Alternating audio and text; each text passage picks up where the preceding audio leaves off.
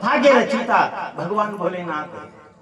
और जितनी भी कथा है, जितनी भी कथा हुई, आप राम कथा को वैसे सुना होगा आपने। राम कथा के अंदर जब राम चरित्र अपन ढूंढने के लिए जाएंगे तो जहां तक शिव चरित्र नहीं आएगा वहां तक राम चरित्र आपको मिलने वाला नहीं।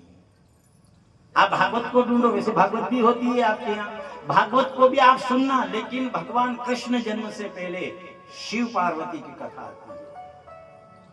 और जितनी भी कथाएं हुई है ये सब कथा भगवान भोलेनाथ ने गाई और मां जगदम्बा पार्वती मैया ने इस कथा को, यही तो है अपना घर भी अपन भगवान शिव के घर जैसा बना सकते, कैलाश जैसा अपना घर बना सकते हैं। पर विचार करना, शिव और पार्वती की जोड़ी कब बनती है? शिव और पार्वती की जोड़ी तब बनती है कि पति कहे और पत्नी सुने। तो विचार करना, वो शिव पार्वती की ही जोड़ी। हर बार और हर घर का एक अलग अंदाजा है। चाहे ये आर्गन वाले भाई साहब यहाँ अब ये आर्गन बजाते अपन कहते कितना सुंदर आर्गन बजा रहे, वाह वाह वाह क्या आनंद आ रहा है। अगर यही आर्गन ले जा करके ये इनकी पत्नी को सुनाए, वो सुने, मैं घर जाकर बैठ जाए निकल के ले साहब मैं कितने कोई आर्गन सुनाता हूँ, ले तुझे भी मैं शाम कल्याण का भजन सुनाऊं। वाक्य के देने तो आपका भजन आपके पाई जाए। शिव पार्वती क्यों नहीं बने? क्या है अपन कथा वो के नहीं, पोथी पढ़े पढ़े जग मुया और पंडित बयान गोय, ढाई अक्षर प्रेम के पढ़े सो पंडित हो। पोथी पढ़ पढ़ जग मुया पंडित बयान कोई, ढाई अक्षर प्रेम के पढ़े सो पंडित। एक विचार करना, जितना प्रेम शिव और पार्वती में है उतना प्रेम किसी के भी नहीं। आप ब्रह्मा जी को और सरस्वती को देखो, उनमें भी कुछ आपको अलग लगेगा। सरस्वती माता ने भी ब्रह्मा जी को श्राप दिया था कि आगे कथा है कि ब्रह्मा जी को श्राप दिया कि आपके मंदिर केवल पुष्कर जी में जो मंदिर बना, उसके बाद सरस्वती मैया ने श्राप दिया, मैं तुम्हें श्राप देती हूँ, आज के बाद तुम्हारे मंदिर कहीं नहीं बनेंगे। सरस्वती माता है। इधर लक्ष्मी ने भी भगवान विष्णु को श्राप दे दिया था। श्राप क्यों दिया? जब माता लक्ष्मी सजी धजी, माता लक्ष्मी ने श्रृंगार किया, श्रृंगार करके, और जब भगवान विष्णु से पूछा तब भगवान विष्णु ने लक्ष्मी को देख करके हंसी करी। इधर लक्ष्मी मैया ने क्रोध करके और भगवान विष्णु को श्राप दे दिया। पर पार्वती मैया जब भी भोलेनाथ के सामने गई, हंस करके गई। कभी पार्वती मैया और भोलेनाथ भी है, भोलेनाथ ने भी कभी पार्वती के ऊपर क्रोध नहीं किया। इसलिए अपन ने कल कथा में भी कहा था कि जब भी कोई अगर जोड़ी मांगे कि भगवान जोड़ी अगर देना तो शिव पार्वती जैसी नहीं। साहब कैसी भी स्थिति में, एक दिन जब वो लंका की रचना करी थी, भोलेनाथ से कहा आपने सोने का ऐसा मकान होना चाहिए, ऐसा होना चाहिए, ऐसा होना चाहिए। भोलेनाथ ने कहा आपने नसीब में लिखा ही नहीं, महलों में रहने का सुख अपने नसीब में है ही नहीं। पार्वती ने हट करी, नहीं आप तो बनाओ। और जो भगवान भोलेनाथ ने सोने की लंका बनाई, सोने की लंका बना करके और वास्तु करने के लिए ब्राह्मण देवता को बुलाया। ब्राह्मण भी कौन? जो पारंगत था, रावण आया और इधर आकर के जब उसका वास्तु किया, वास्तु करने के बाद हाथ जोड़े और पूछा ब्राह्मण देवता क्या मांगना चाहते हो? ब्राह्मण देवता ने कहा भोलेनाथ से आपसे मांगू। उन्होंने कहा नहीं, पार्वती से मांगिए आप। पार्वती मैया ने कहा हाँ, आज हमारे मकान का आपने वास्तु किया है, इसलिए मांगो, क्या मांगना चाहते हो। इधर रावण महाराज ने कहा अगर आप वरदान देना चाहते हो तो ये सोने की लंका मुझे अच्छी लगी है, मुझे सोने की लंका दीजिए। जैसे ही उन्होंने वो लंका मांगी, इतनी देर में तो, क्योंकि माँ पार्वती ने कहा मांगो, जो मांगोगे सो हम तुम्हें दे देंगे। इधर जैसे ही उसने सोने की लंका मांगी, इधर पार्वती मैया ने जट भोलेनाथ की ओर देखा, ये ब्राह्मण देवता क्या मांग रहे। भोलेनाथ ने कहा मैंने पहले ही कहा था अपने नसीब में मकान का सुख है ही नहीं, अपने लिए कभी भी मकान का सुख नहीं है, तो क्या करे यहाँ। इधर दिया, उन्होंने कहा कि दिया पार्वती से कहा चलो, लेकिन इधर पार्वती मैया ने जाते जाते रावण को श्राप दिया था, मैं तुम्हें श्राप देती हूँ, तुम्हारे लंका के अंदर पानी देने वाला नहीं रहेगा। दिया तो ये उन्होंने, इसलिए पहली बात तो ये है जो परमात्मा ने दिया है उसमें आनंद से रहना, जो अपने नसीब में है वो देगा परमात्मा, और अपने नसीब में नहीं है अगर जबरदस्ती से अपन छीन कर भी लाएंगे तो वो भी अपने हाथ से चला जाएगा। ये शिव तत्व, ये शिव कथा कहती है। इसलिए कहा जाता है सबसे कुछ नहीं है, सदैव शमशान में रहते हैं और कुछ नहीं है, फिर भी शिव जी दानी कहलाते। दानी में सर्वोच्च अगर स्थान है तो मेरे बाबा भोलेनाथ। एक दिन पार्वती मैया ने फिर पूछा, ये ऐसे मंदिर जैसे अपने बालाजी का मंदिर जोरदार बना हुआ है, अच्छा है, शिखर बना हुआ है, इधर ऐसे भगवान विष्णु का मंदिर बना हुआ, बढ़िया बना हुआ है। तो सब लोग दौड़ दौड़ करके भगवान विष्णु के दर्शन करने गए, इधर कोई ब्रह्मा जी के दर्शन करने के लिए गए। इधर पार्वती मैया ने फिर हट करी कि भोलेनाथ से कहा, भोलेनाथ हाँ अपन भी ऐसी जगह चले जो सब मिलने के लिए आए। भोलेनाथ ने कहा अच्छा, अरे देखो सरी, ये कितने गांव वाले हैं, सब दौड़ दौड़ कर जा रहे हैं, भगवान विष्णु और लक्ष्मी के दर्शन करने जा रहे हैं, कोई ब्रह्मा जी और सरस्वती के दर्शन करने जा रहे हैं, कोई ऐसा अपने भी ऐसा स्थान बताओ जहां ये दुनिया वाले अपने से भी मिलने के लिए आए। भोलेनाथ ने कहा अच्छा, सबसे मिलना है। हाँ, अब भोलेनाथ ने कहा चलो। पार्वती ने देखा फिर मकान बनाएंगे, क्या मकान बनाए। भोलेनाथ पार्वती को लेकर के गए, कहां, शमशान के अंदर, मसान के अंदर। उन्होंने कहा ये क्या है, यही तो है, यही बैठो अपन। पार्वती ने कहा यहाँ कौन आएगा, सब डरते हैं। भोलेनाथ ने कहा एकाएक भगवान विष्णु के मंदिर में जाने से कोई वंचित रह जाएंगे, वहां नहीं जाएंगे, कोई ब्रह्मा जी के वहां नहीं जाएंगे, पर एक एक करके सब अपने यहाँ मिलने के लिए अपने यहाँ आएंगे। ऐसा कोई प्राणी नहीं है संसार का जो अपन से मिलने के लिए नहीं आएंगे। और भोलेनाथ और पार्वती वहीं जा करके बैठ गए, उसी के अंदर संतुष्ट रहे। इसलिए कभी ये मत देखना, कभी पैसे से किसी को महान मत देखना। विचार करना, चाहे लाख कमाओ सोना चांदी, लाख कमाओ सोना चांदी, अरे लाख कमाओ हीरे मोती, पर याद इतना तुम रखना, कफन के जेब नहीं होती। एक विचार करना, आप चाहे सोना कमा लो, चांदी कमा लो, आप हीरे जवाहरात कितने भी कमा लो, पर एक विचार करना, कफन के कभी जेब नहीं होती। अपन जिंदा जिंदा इतने में 100 रुपए मीटर, 200 रुपए मीटर, 250 रुपए मीटर, मान लिया कोई कोई ऐसे भी है 800 रुपए मीटर का भी कपड़ा है। मैं वास्तु देखने के लिए गया रतलाम, एक जैन साहब के साथ, क्या कहाँ क्या रखना, ये वो शोरूम लगा था। अब हमको क्या मालूम है, हम तो इतने महंगे कपड़े भी नहीं पहनते। उनसे पूछा, हमने कहा ये कपड़े का शोरूम है। कपड़े का शोरूम है, हाँ।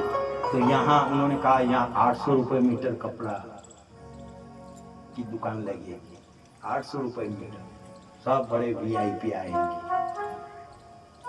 एक विचार करना चाहिए, वो 800 रुपए जीते जी 800 रुपए मीटर के कपड़े पहन ले, पर विचार करना जब किसी की मृत्यु होती है और जो कफन लेने के लिए कोई जाता है, किसी ने सेठ जी से ये नहीं कहा ये कितने रुपए मीटर का कपड़ा है, नहीं, कभी नहीं मांगेगा, कभी नहीं मांगेगा, कभी नहीं कहेगा कि ये कितने रुपए मीटर का, नहीं, आप तो जल्दी जल्दी कपड़े को काट और काट करके उसका कफन बनाते। आप देख लेना, आप देख लेना, कफन के कभी जेब नहीं होती। इसलिए कहा जाता है भगवान भोलेनाथ ने शमशान में रह करके, शमशान में रह करके भी राम के नाम को नहीं छोड़ा। इसलिए कहा जाता है आप 24 घंटे हैं, 24 घंटे में से 23 घंटे आप संसार को दो। 24 घंटे है और 24 घंटे में से आप 23 घंटे संसार को देवो, और उन 24 घंटों में से 23 घंटे संसार को देवो और 23 घंटे उनको देवो, और 1 घंटा है वो घंटा मेरे बाबा को दे दो, आप केवल एक ही। वो कहा जाता है 24 घंटे जब हम संसार को देते हैं, ये संसार हमको क्या देगा? संसार को आप 23 घंटे देते हो, ये अंत में आपको क्या देगा? ये केवल 2 कंडे और 2 डंडे के अलावा ज्यादा नहीं दे सकता है। मैं कोई तो फिर भी यूं फेंकेगा, यूं हाथ जोड़ेगा, मैं कोई तो यूं तो नहीं फेंकेगा कि जाजू यहाँ दे सकता, फिर पाछा आई मत जाजू। एक विचार करना, आप जितने भी बैठे हुए हैं, चाहे संसार की निगाह में आप गरीब हो, आप यहाँ आ गए हो और आप बैठे हो, आप संसार की नजर में गरीब हो, लेकिन मेरे बाबा की नजर में आप सबसे अमीर हो। आप आकर के बैठ गए, मामूली चीज नहीं है 2 घंटे परमात्मा को समय देना, ये मामूली नहीं है। आप यहाँ आकर के बैठ गए हो, चाहे दुनिया आपको गरीब बना दे, दुनिया का क्या ठिकाना साहब, क्या दे दुनिया? दुनिया कुछ भी दे सकती है। आप मेरे बाबा की शरण में आकर के बैठ गए, इसलिए दुनिया की नजर में चाहे आप गरीब हो सकते हैं, लेकिन मेरे बाबा की नजर में आप सबसे अमीर हो। अमीर इसलिए कि यहाँ का धन है, यहाँ का धन तो घर से ही साथ छोड़ देता है, यहाँ का धन यही साथ छोड़ देता है। क्या क्या क्या इनकार करे, 2 कौड़ी की जिंदगी नहीं है अपनी, 2 कौड़ी की जिंदगी नहीं है। आपने भयंकर महल बनाया, महल बनाया करके आपने वास्तव ही नहीं किया, उससे पहले आपकी मृत्यु हो गई। आपने महल बनाया, लेकिन उस महल में आपने निवास भी किया, आपके मन में रह गई और आपकी मृत्यु हो गई। विचार कर लो, अपन के जिंदगी मान लिया जाए भगवान ने कही कुत्ते का जन्म दे दिया, कुत्ते का जन्म दे दिया और कुत्ता बन करके उसी गांव के अंदर आए अपन, और मान लिया जाए अपन देखते ये अपना मकान है और अपन कुत्ते का जन्म दे दिया। और जब अपन कुत्ते के जन्म में जैसे अपने दहलीज के ऊपर जाएंगे, तो जिस पुत्र के लिए, जिस बहू के लिए अपने वो मकान बनाया, वही डंडा लेकर के भगाएंगे वहां से। देखना कोई भी तो विचार कर लो, जब वैसी जिंदगी में जो मकान अपने बनाया है वही डंडा लेकर के भगाते हैं, तो क्या ऐसी जिंदगी वो 2 कौड़ी की जिंदगी नहीं है? इसलिए 23 घंटे आप संसार को देओ, संसार को देने से ये संसार अपन को आखिर में 2 डंडे और 2 कंडे देगा।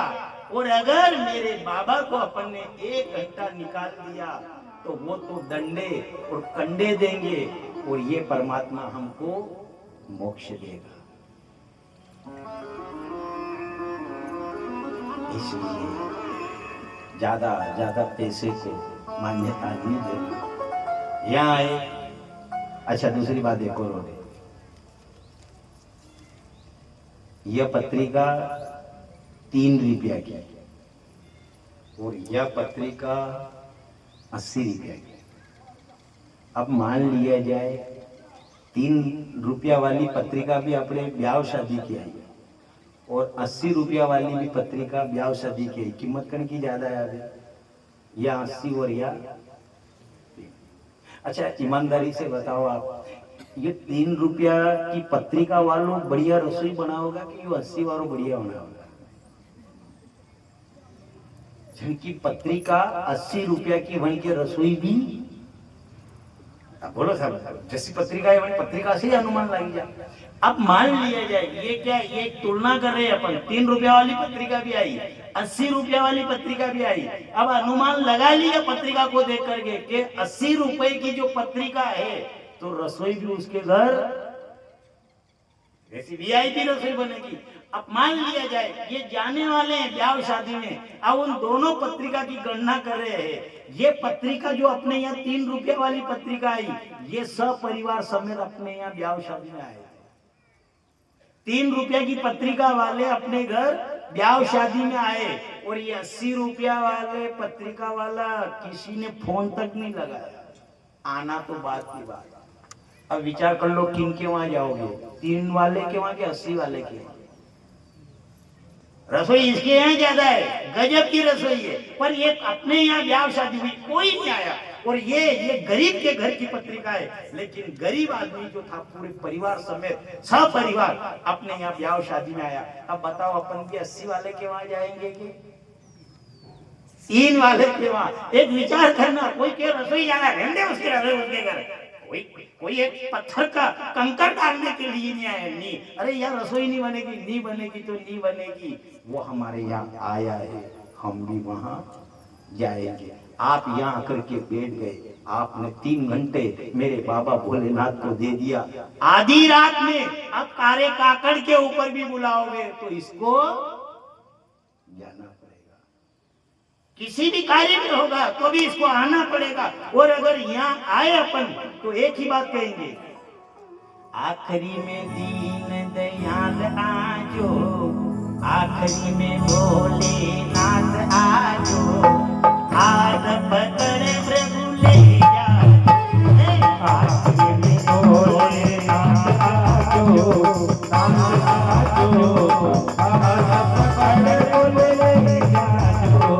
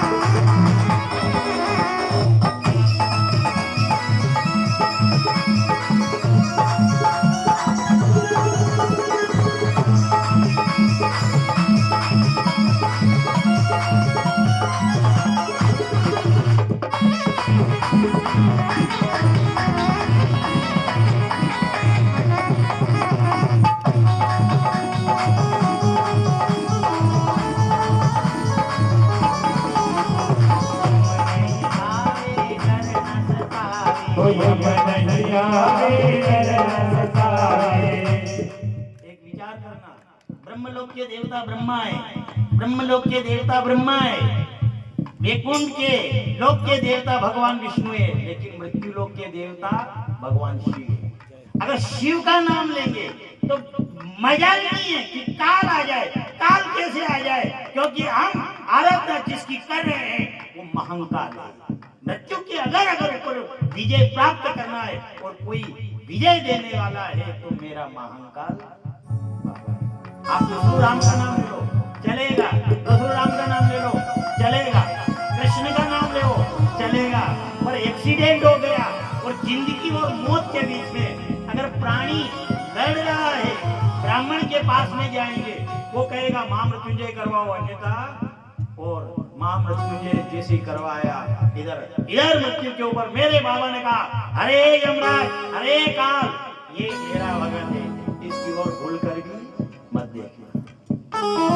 यम नहीं आवे डर न सतावे, यम नहीं आवे डर न सतावे, यम नहीं आवे डर न सतावे, ओ यम नहीं आवे डर न सतावे, याद याद याद ओ याद याद याद आमे को अमरो भैया जो भैया जो काम बोले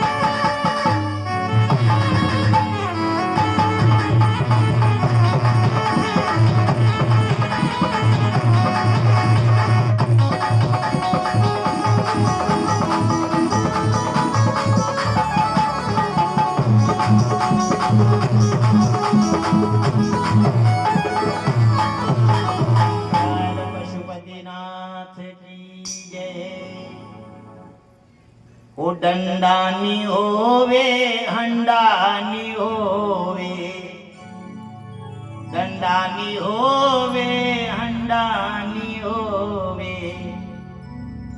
माने नाम को अमृत पी लई जाजो, पी लई जाजो, हाथ पकड़ भोले ले जाजो। अगर अपन यहाँ आकर के बैठ गए तो ये गारंटी हो गई इसकी, अपन यहाँ आए हैं तो इसको भी अपने वहां आना पड़ेगा। अकाल मृत्यु वो मरे जो कर्म करे चांडाल का, काल उसका क्या बिगाड़े जो भक्त है महाकाल का। महाकाल पशुपतिनाथ की जय। जब इसलिए कहा जाता अपन यहाँ आकर के बैठ गए, चाहे आपके समझ में नहीं आए कथा समझ में नहीं आए कोई बात नहीं है, लेकिन ये एक तत्व है, वो तत्व अपना असर दिखाता है। वो तत्व किसे कहते हैं? जो सबसे बारीक है, बिल्कुल नजर भी नहीं आए। आप देखना हर चीज को आप देख सकते हो आंख से, लेकिन ये परम तत्व है, वो परम तत्व आप आंख से देखोगे तो नजर नहीं आएगा। डॉक्टर साहब अपने पास जब अपन बीमार हो जाते तो इंजेक्शन के अंदर, इंजेक्शन से जो उसके अंदर वो सुई रहती है उससे दवाई निकालते हैं। अब मान लिया उस सुई के छेद को आप एक आंख बंद करके देखोगे, नजर आएगा? वो नहीं आएगा। और उस शीशी के अंदर से निकाल करके, उसके अंदर से निकाल करके अपने शरीर के अंदर उस तत्व को छोड़ देते हैं। उसके अंदर से जो दवाई निकाल करके अपने शरीर में छोड़ते हैं, जिससे बीमारी समाप्त हो जाती है। बस यही जो गूढ़ तत्व है, बिल्कुल बारीक है, वो तत्व जो है, वो तत्व जब शरीर के अंदर जाता है, अंदर से जो सुषुम्ना नाड़ी सोई हुई है वो जागरूक हो जाती है। और वो जागरूक होती है तो वह जो तत्व उस परमात्मा से मिलाता है। वो कहनी निर्गुण वाणी अटपटी, निर्गुण वाणी अटपटी, झटपट समझ न आए, झटपट समझ जो आ जाए तो खटपट ही मिटे जाए। इसलिए मान लीजिए जो महंगा तत्व है अपने वो लेना ही नहीं। अपने सबसे सरल अगर कोई है तो वो है जो अपने बाबा भोलेनाथ ने लिया, वही नाम। क्योंकि जब रावण अगर परम प्रिय किसी का भक्त था तो वो था मेरे बाबा भोलेनाथ। तांडव नृत्य करता था वो, तांडव नृत्य से उसने भगवान भोलेनाथ को प्रसन्न कर लिया। अब रोज कैलाश पर्वत पर आए, रोज कैलाश पर्वत पर आए। अब वो आए और उसकी चाल अलग है, चाल थोड़ी अलग है। इससे पार्वती मैया को गुस्सा आता था, क्रोध आता। पार्वती मैया ने भोलेनाथ से कहा, भोलेनाथ ये रोज आए मुझे अच्छा नहीं लगता है। भोलेनाथ ने कहा ये मेरा भगत है, मेरा भगत है। पार्वती मैया ने कहा आपका भगत है तो एक काम करो, ये लंका से आता तो आप इससे मिलने के लिए चले जाओ। इसे कहना ये यहाँ नहीं आए, क्यों? क्योंकि मुझे अच्छा नहीं लगता है। कोई अगर आ जाए तो अच्छा लगता है, पर कोई ऐसा आए जो अच्छा नहीं लगता है। देखा होगा गांव में भी कोई 4-5 बैठे हुए हैं, हंसी मजाक कर रहे हैं, बड़े सब आनंद से बैठते हैं। न कोई जैसे ही तीसरा आया न वो के किसको क्यों वो आ रहा है। कोई रहता है ऐसा जो वो जैसे आए और ये सब वो पूछे अरे यार मैं तो आया, तुम कहा जा रहा? अरे हमारे काम क्या उसको मालूम है, नहीं जाने किसके माथे आएगा, किसके नहीं रहता है साहब। कोई अगर ये विचार कर लो, मान लिया रोज कथा भी सुनोगे तो भी एक आध तो आपके घर में भी, हर घर में एक ऐसा ही मिलेगा, हर घर में एक ऐसा मिलेगा, हर गांव में ऐसा मिलेगा।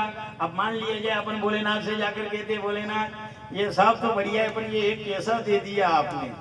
भोलेनाथ कहे कि क्या करूं, सभी को मैं रखूं तो फिर ये रहेंगे कहां।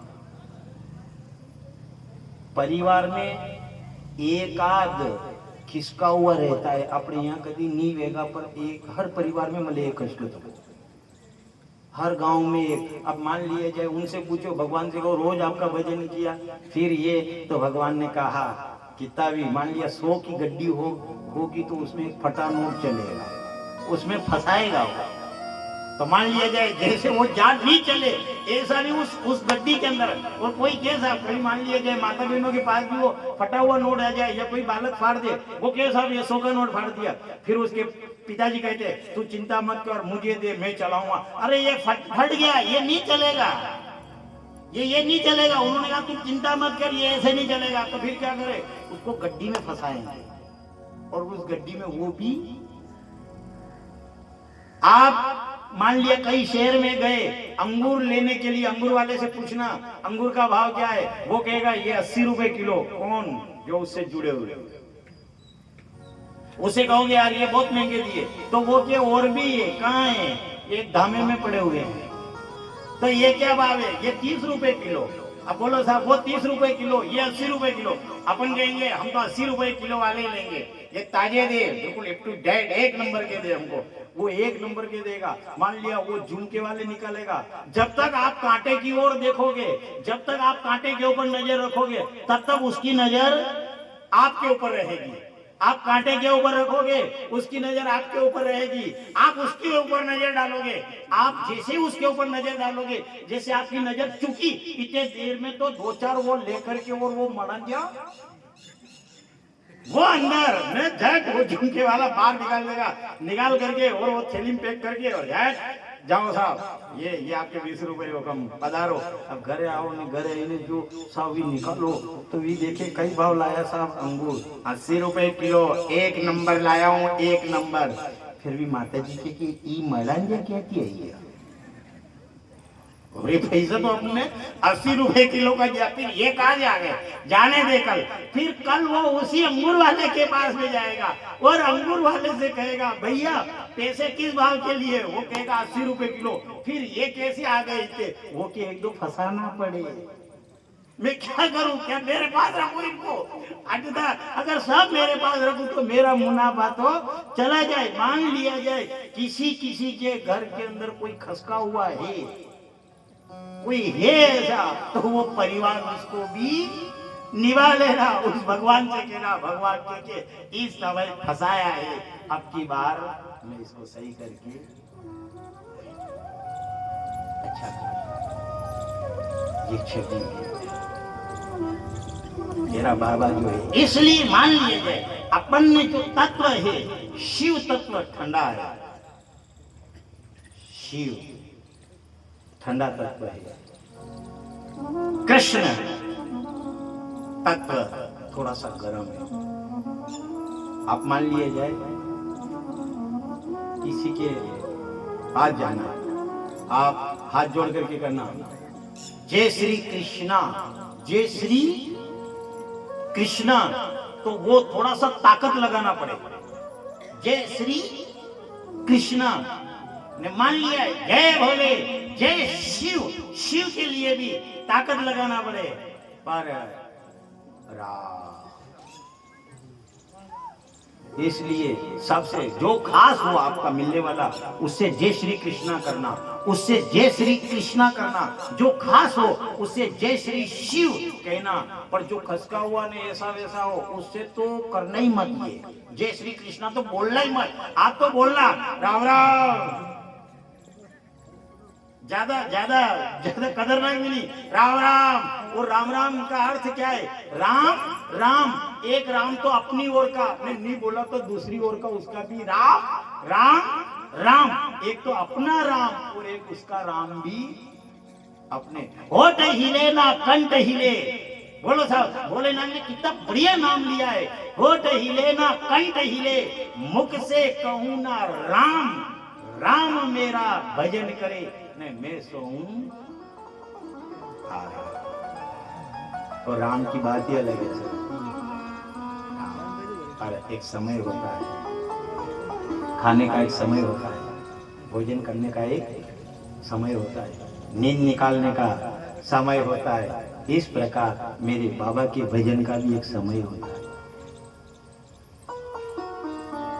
राम दो, एक किनारा ये, एक किनारा वो, संसार के भी दो किनारे हैं।